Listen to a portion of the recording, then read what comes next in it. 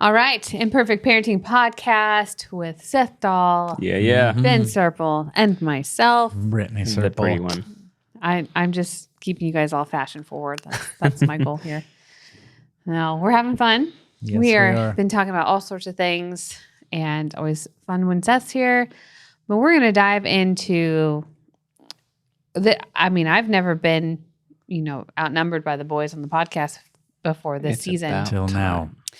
Which is great because we're talking about Boys. Raising young men. Raising young men. Raising young men. And we only have one young man in our house We do. I have in two. process, and you've got two. I don't think we can count any of the animals, but Winston, our big dog. I know. I always thought that we were gonna have boys. That's what I was convinced You're of. normal. Yeah. We had girls. 2 girls and a More boy. girls than boys. So Yep. anyways, but you two have picked out your memes, so I'll let you We have picked out our memes. They feel right. Yeah, they do. They feel great for Would talking you about like the first one or second one, boys. Seth? I will take the Second one. second one. That makes sense. Yeah. That sounds weird when they find out what the meme is, but it makes sense Yep. because you have 2 boys. Here we go. First one. This actually reminds me of my dog I had as a child, which I don't know. Missy? Missy was her name.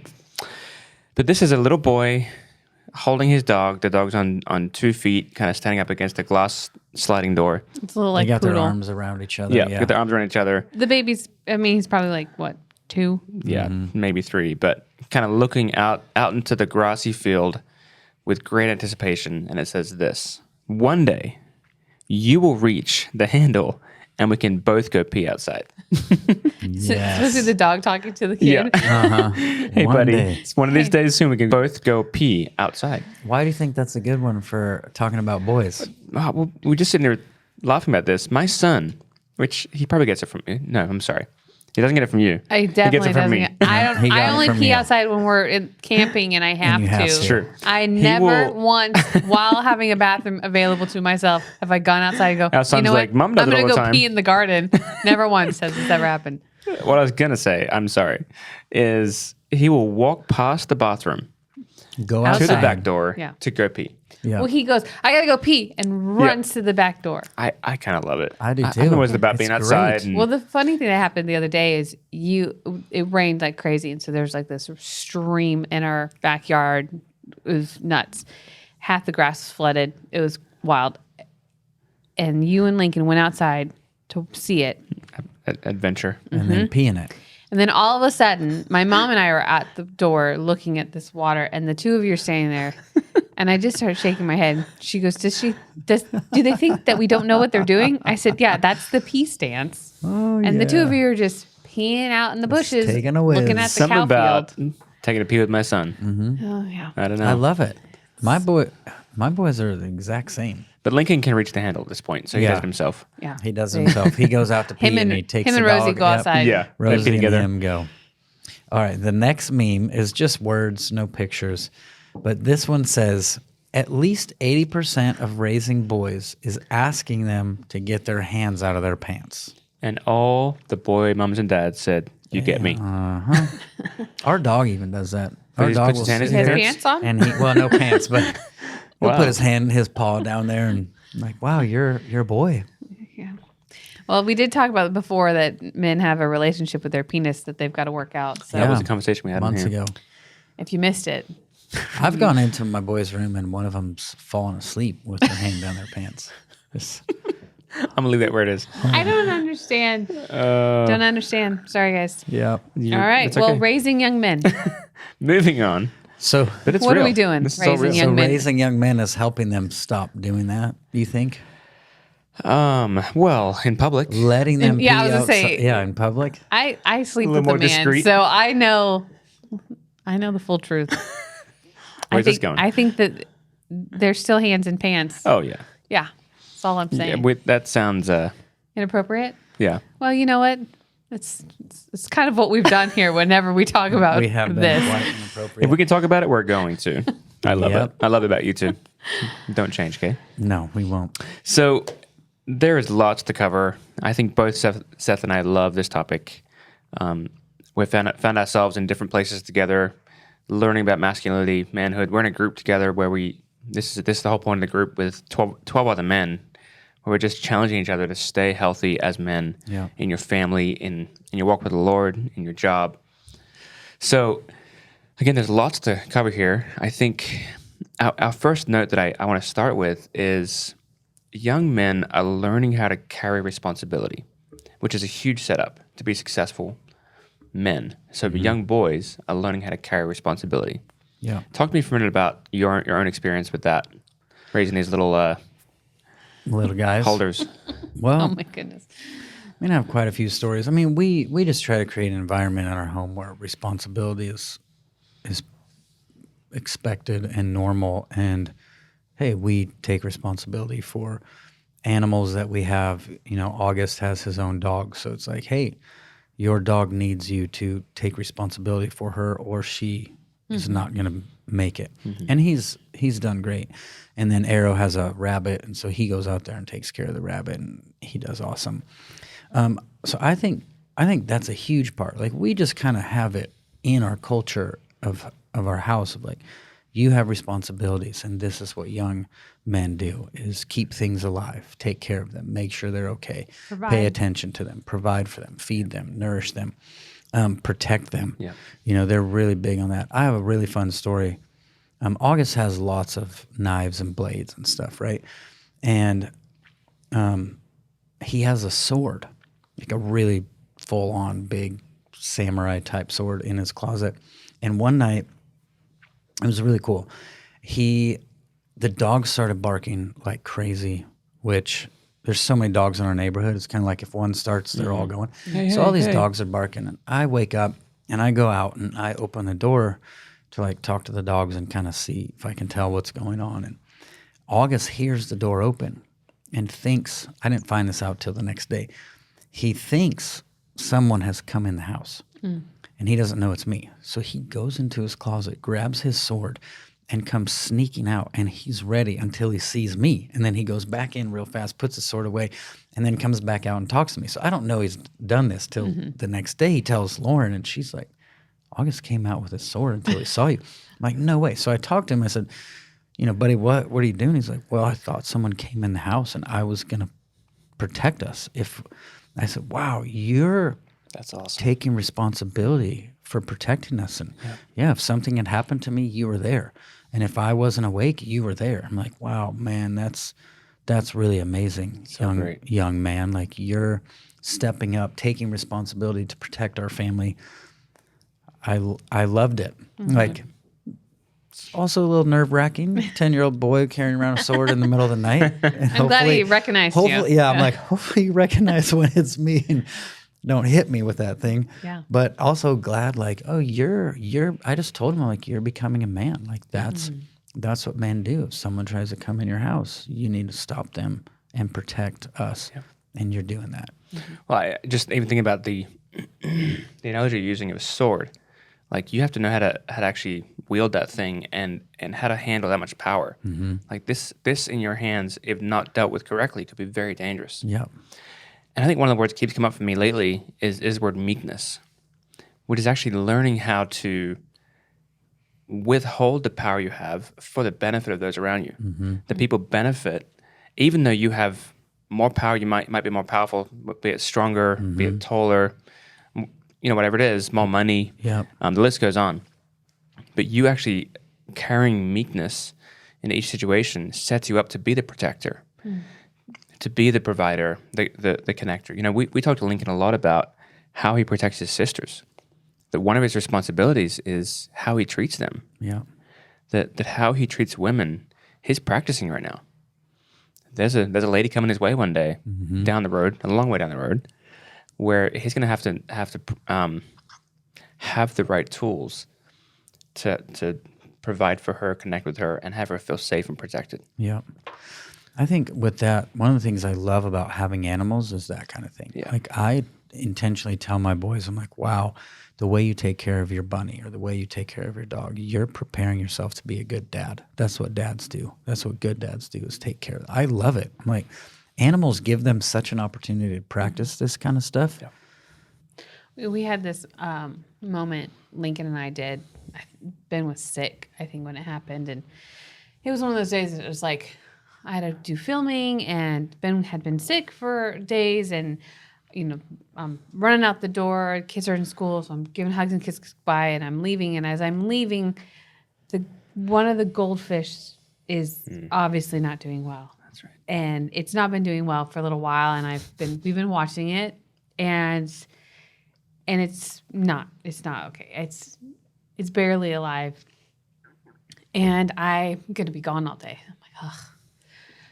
Okay. And this is a birthday gift that he got during COVID. We did this crazy birthday. They might be the longest living I goldfish swear, ever. Wow. I don't even. Oh my gosh. Just kept going? Yes. Because you fed them.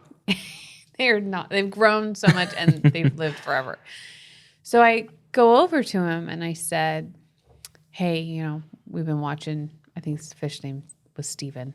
Steven. We've been watching Steven the fish. struggle, and he's not okay. I think it might be time that we flush him. And he said, well, I just, because he was kind of stuck in the filter, and he's like, I think he's fine. Just get him out. And I moved him, and he's just kind of not okay. I'm like, yeah, he's not okay, son. And he's trying to convince me that he's okay because he's kind of moving. I said, part of the hard thing but responsible thing is when we love these animals, we have to do the hard things and the easy things. And saying goodbye to Steven when it's time for him to go is a hard thing. So this is your fish. We can leave him in here and let him keep struggling, or we can say goodbye. Because that's what we got to do. And he's like, oh, okay. And again, it's a goldfish. It's not like he's cuddling with it at bedtime. Yeah. He's never touched it probably. Yeah. But the emotion and the tenderness to him, because he has twice a day been feeding this thing for providing for over 3 years. Every time I clean this 10-gallon tank, when I say we, I mean me, he's come with me to help me. I'm like, buddy, this is our job. Yeah. Because you can't pick it up. But he's been part of the whole process. So we said, do you want to flush it downstairs or in my bathroom? And so he says, my bathroom. We get to it, and I put him in there, and we flush it. And immediately he just starts crying because there's just this tenderness and value for life and ownership that he's had developed through, being responsible for something. But, at the same moment, he'll go and break a board in Taekwondo with his strength, but he's also got this gentleness to him. He does. And his just tender-hearted thing that we haven't distorted. Like, you've got to be tough and hard to be a man. Which I think is where we'll end up in this conversation is he's got that, I'm going to go pee outside. Always. He likes to do that stuff. And he's also very tender, and he's also very gentle, and he's also very loving and nurturing. It's like, oh, that's a beautiful picture to me of like a boy being raised healthy, that you can cry when you need to and not just suck it up. Men don't cry, boys don't cry. And at the same time, we will allow you to, use knives, help with chopping wood, help with building the fire, use the chainsaw.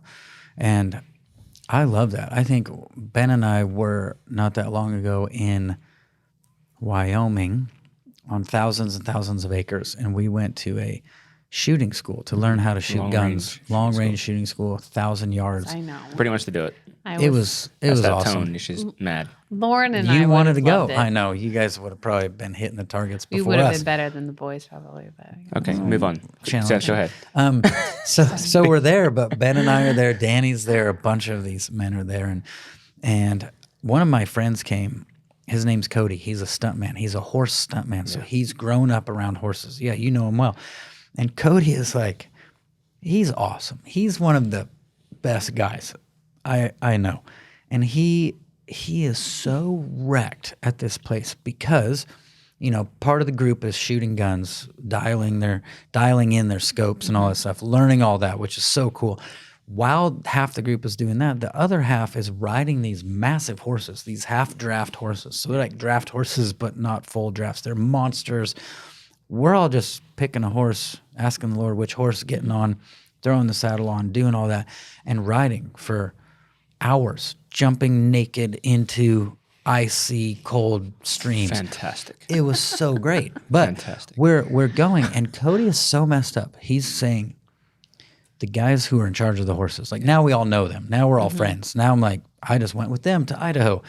But Cody's like, man, this is the weirdest thing. It's so weird. These men are legit cowboys, like real cowboys. This is what they do. Haul horses around, big horses around, go collect them in the morning, bring them back, saddle them up, take them. Like these guys are legit cowboys. He goes, and they're so emotionally healthy. They're so kind. Totally. They're so gentle.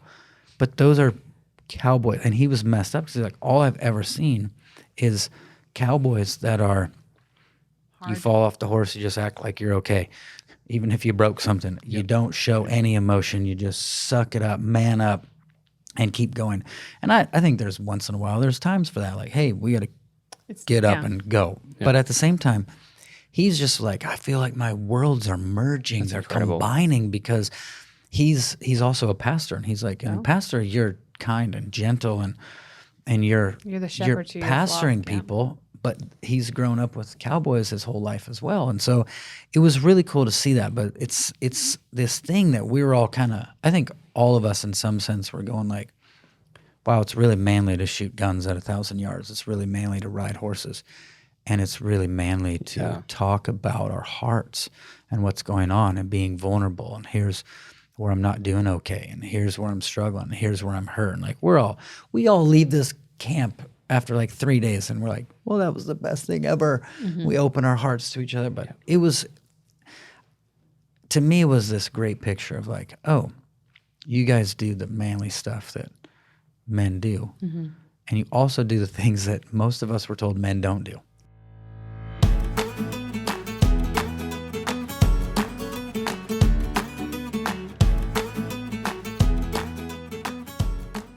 If you're ready for a life-changing transformation, head on over to KyloUniversity.com now and start your journey towards a more fulfilling future. Don't miss this incredible opportunity. Your transformation begins at Kylo University. Visit KyloUniversity.com today.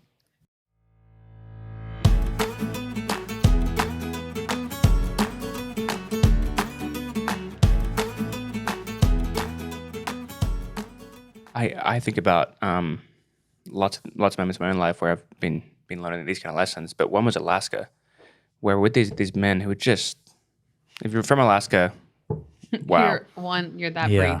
You're that breed. You're just different kind of people up there. You have to be, I guess. But we have some close friends that took us on this 65-mile snow machine trip up there. Yeah, 9 or 10 guys, but the thing that stuck out. To Danny and I was really the fact that they didn't quit. I think that's one of the things that I love to look for opportunities with Lincoln, that men don't quit. Now, everything you're talking about hasn't changed. This emotional awareness, it's okay to appear weak, even feel weak. But also, we don't quit. We keep moving, and we don't stop, because there's so many things in front of us that want us to quit. There's just so many things coming at us, especially as men, and really just people. But it reminds me of this thing the Lord's done in my heart for the last couple of years, which is nice versus kind. Which might sound funny. That often sounds like the same word. But we think they're the same. It feels like the same. But the difference for me is nice people are so appeasing. And it's really about being liked and accepted at the expense of your own integrity, your own convictions. And so a nice person will probably quit before they should, because they're looking to appease the environment around them. A kind man is it may even look the same on the outside, but he's actually willing to give feedback in truth and love. He's willing to show up and engage. But the kind has very little, if any, to do with appeasement. and more to do with me staying true to who I am and showing up and bringing that strength. Nice has everything to do with just don't make any waves. It's almost like you're saying that nice and kind have the same manifestation in a lot of ways. Potentially. Until it is confronted with being conformed. Yeah. And that's the difference where I think you shoot past a place where you really develop trust and covenant relationships is with a man that's willing to understand what a kind-hearted man is. I want to develop that relationship with, rather than he's a nice guy. Yeah. He's a nice guy, but he's a kind-hearted man. Yeah. That's just a different, I guess, expression on the other side of it is you're waiting for what's that line to where I have to conform to what makes me unoffendable or unoffended. You're not offended by me. And just imagine a room full of young men that have caught that. If all our sons got together and they had that going in their heart, just a room full of kind young men, there is a bunch of young women waiting for those men to rise up. Oh yeah. So I think we had a young man stop by last night, and I think he didn't have a father growing up. He's been in your youth group forever when we were back in the youth group days. Yeah. And he struggled to figure out the difference between kind and nice. I remember him; he was often in trouble, but he was a kind kid. I mean, he was nice. He if you didn't mess with him, he was nice. But at that certain line, all of a sudden, he just couldn't handle it, and it would break down. But just you said last night, I'd never thought that he would be the one kid I'm still connected to. Yeah. But he, even without having a father in the home, his mom did such a great job of getting him in a room with other men, trying to figure out who's the man that's going to latch on that speaks to you. Because sometimes it's not their father, it's an uncle, it's a brother, it's a leader, it's something, someone else that catches that. But I think for him, you stood out pretty consistently, and there's half a dozen of them that still call you, but he's emerged into a season where I think he's becoming a kind-hearted man. He's very young still, but we've seen that change. It's incredible. And those are the guys that I'll tell young women, that's the kind of guy that you want around. Because he's put the work in, and he doesn't stop. That's that thing again. He just doesn't stop. Yeah. And I think what makes him stand out is he asks for feedback. Yes. He does. Under his value for seeking covering from other men is the value, and which I love. I love watching my dad create this group. You create your own group. Thinking about Lincoln, who's going to think it's normal to go find a group of men that I run with. That's right. Yeah. It's a non-negotiable. That's a powerful thought to think about. What's That's a coming great down thought. from Lincoln. That is a very Actually, I haven't had that thought till right now. yeah. That's all he Our knows. sons are going to build Dragon Slayer groups. Yeah. Come Well, on. they're going to expect I run with Yes. other men, which that is probably one of the biggest things I hear you talk about is men that isolate themselves and become their own gods. They're, and then they bring their wives on it and everybody's miserable or their family's there. But it's to think if you had men that we meet with that deal with porn and stuff like that, it's all about isolation. Yeah. And And comfort themselves with the wrong solution. Yeah. so to imagine having your son growing up, knowing that, I just have an army of brothers that I run with, that I share my life with. I know. Come on. Because it happens when they're little. It feels like it's normal when they're little. But then all of a sudden, unless you're in like sports or college sports or I don't know, fraternity, I don't know how you would keep that. Yeah. It's true. It starts to go away. What I've noticed with my older son, August, like he stays up later than Arrow, the 6-year-old. And August deeply wants to be around men.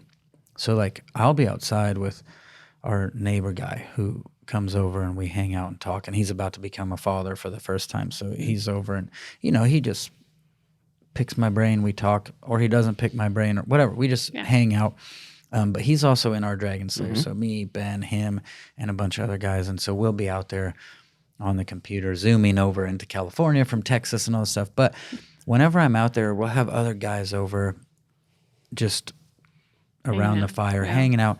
But anytime there's men at a table, August will be there. And he will just come sit on my lap and snuggle. Like he just sits there and I just hold him. But he's listening. And I can just see him watching every single man. And he's watching us. And he's in the mix. Like Arrow's already asleep, but August is out there. It's like late at night, dark. He gets in that. And I'm going, this kid wants to be around this so bad. He wants to hear what we're saying. He wants to look at this guy with a huge beard that's 6'2", that he like wants his perspective on life. Then he wants to see how I respond. And he's watching. I can see him just watching him like, wow, boys love this. It's like there's something in there too that's going, I want to be around men. I want to. I remember with my dad. I would go to my dad to different things he would do and just love being around it. Yeah. But you know, I for any men listening or wives, you can send this to your husband. With love, of course, just to help them out. One of the things that one of the authors I've loved on this topic is Stephen Mansfield. He's just got some great stuff on this. But Mansfield's Book of Manly Men. Mansfield's, right? And then he has Building a Band of Brothers and so many more. Yeah. But Men on Fire is another one. But he talks about the boys become men because other men actually invite them into it. Which, as you're telling the story about August sitting on your lap, I'm thinking that's part of it. Yeah. Is your son's actually invited into the room to begin to learn what healthy manhood is. Yeah. And he knows he can come in. Yeah. Well, I think what's interesting is you're creating such a great picture of what a healthy man is versus the, toxic masculinity that is everywhere. I think that's, both our boys are able to discern what's toxic and what is masculine and what's not even masculine. I mean, Lincoln's able to watch dad in his Taekwondo class be toxic towards his son and absolutely go, that's why that boy's so angry and mean to everybody. Yeah. And I'm like, yeah, that's because it's a very toxic environment. That father wants respect and he's not going to get it that way. He's going to get a fearful child that's giving obedience. Yeah. But you should answer your question because you got 3 minutes. 3 minutes. About toxic masculinity. Right? Ahead, Seth. Yeah. There is that whole conversation, which is usually around the men who are kind of manly, like, oh, you like guns, and oh, you are a protector, that's toxic, or whatever. You hold a door for women now, it's considered toxic, rather than chivalrous. But like, how can we instill healthy masculinity? I mean, that's kind of what we're talking about, like, hey, feel your emotions. Hey, be kind and be strong all at the same time. How do we instill that? Well, you got a good story. Let me share this story quick that I just told you before we started filming. But we were in this room one time. I think Brittney was there. And this young man was upset about something. So he left the room and left the house and slammed the front door. I mean, I think the neighbors heard it. It was loud. And the other young man sitting in the kitchen still said, see, that's toxic masculinity. And I turned to him with love, but I said, that's not, I said, there's nothing masculine about that. It's just toxic. So he's letting his own pain, his own frustration, his undeveloped parts of him come out and create a toxic environment. There's nothing masculine about that. Because masculinity has everything to do with protecting the people around you, of actually building health and the stuff you're describing. And I think this is the environment we need to raise our boys in, which again, we say this almost every episode, but it requires men to confront their own stuff. And if there's a man in the house, go find those men who carry this and put your sons in front of them to see what healthy masculinity looks like. Yeah. Yeah, like, hey, I'm really mad. I need some space. I'm going to go think. I'll come back. Like, you said the same exact thing. You just used words instead of actions. Yeah. And it's like, oh, that wasn't toxic. That was really powerful. And that was really actually a healthy way to say what you're communicating. I'm coming back. Yeah, I'm not just out of here. Maybe I'll see you in a few months or maybe not. Wow. I think one of the things for moms that maybe the father's not going to engage, Right. or you're doing it on your own, or whatever the situation is. There's a lot of moms I meet with are, what do I do? What do I do? What do I do? And, Yeah. and I would be submitting yourself just to the Lord, because He cares about your boys just as much as you do, not more. And so our hurry around making something happen might create more damage than we want. Because the last thing you want to do is force your son into a relationship with someone that he's not actually seeing as an influence. Yeah. You know, I always say, you know, connection leads to influence. So I know, looking at Lincoln's life, you know, the places that stand out that I could, for if anything happened and I needed to pull on other men, I have a few options that I could pull on. Yeah. You know, and I love that his Taekwondo instructor, Mr. Westfall, doubt you'll ever listen to this, but you're awesome. He is. You know, he's funny, he's encouraging, he's challenging, he's comforting. I mean, I've watched him do all these things, and he's working with, it's mostly boys in these classes, but you know, get your kids in these environments where you get to identify and look, okay, where are they connecting? Okay, I'm going to explore this to see what favors on here. And if there's no favor, then it's probably time to move on. Yeah. So that's just my input for those that are maybe having to do it. Yeah. I mean, alone. even as a dad to a son, I have spots where I'm like, I need help. I need, like August, not too long ago, was really afraid to go into this gymnastics competition. For some reason, he was really struggling to the point where he's sick to his stomach. And I'm like, man, I've done everything, and he's still not coming out of it. Like I've watched him come out of it over and over and over with stuff like this, amazingly. This time he wasn't coming out, and he's really struggling. Like, buddy, we're going in there. You're going to go in, and you're going to face this. I've seen you do this over and over. You got it. I believe in you. But we go in there, and his coach his coach knew he's struggling. He comes right up to him. He grabs him. He goes, "Hey, feeling scared?" He's like, "Yeah." He goes, "You haven't worked out in a while." He's like, "I know. And now you're here." I'm like, "Yeah." And he goes, "You know what? We all need to work out.